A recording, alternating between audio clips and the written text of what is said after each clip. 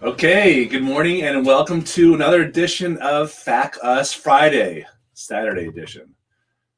Just couldn't get around to it yesterday. So it's Saturday morning, but I still wanted to get out this episode of FAFSA Friday.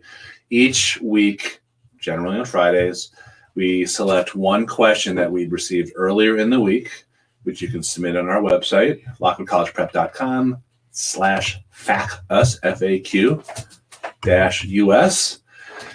About college admissions, college financial aid, test taking, SAT versus ACT, you name it, anything related to college planning.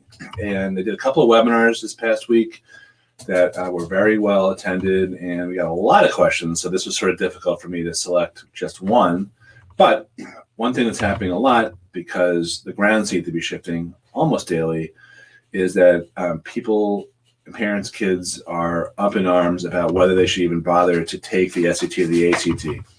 I'm recording this on June 6th. Just the other day, the College Board announced that it would not be giving online SAT class exams, even though previously they talked about offering testing online, and their stated reason was that it's just not fair to people who don't have access. I think the real reason is that they screwed up the AP test so badly, and people were so upset about it that they realized that their technology was probably not up to snuff.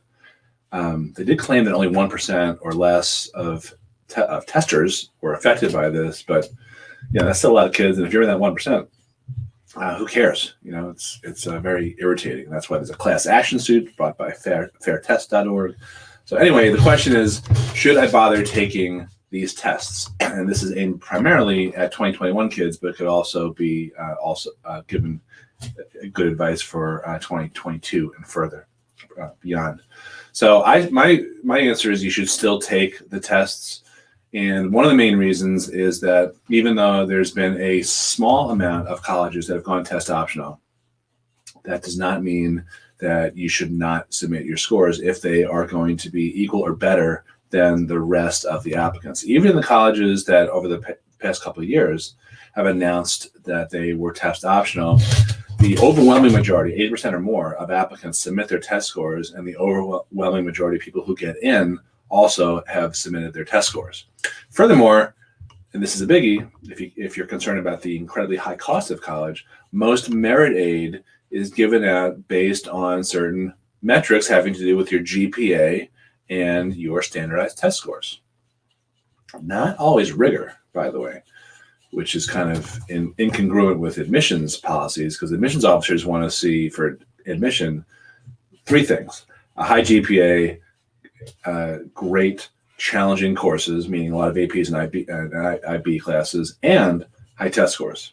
But for merit scholarships, I've seen so many cases where kids have slightly lower GPAs because they took rigorous courses and their scores, ACT or SAT, are in line with the requirements for a merit aid, but they don't get it.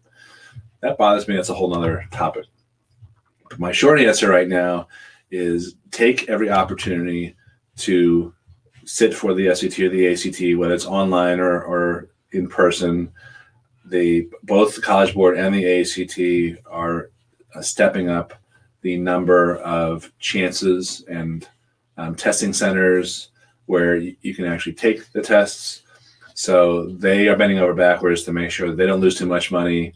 And colleges, whether you agree with this or like this or disagree or don't like this, colleges use scores because they are good predictors of how well kids will do in college. Not necessarily the most accurate predictor, and they're not fair, and they certainly, high scores generally are earned by kids who prep and have the money to prep for classes, but they still are reasonably good predictors of how well kids will do in college. Just the same way how wealthy your parents are is a good predictor, probably a better predictor, actually.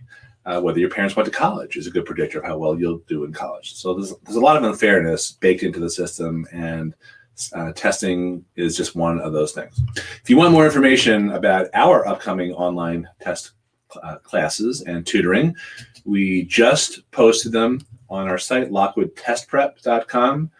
So go over there and check them out. If you are interested in taking the upcoming SAT or ACT test as scheduled.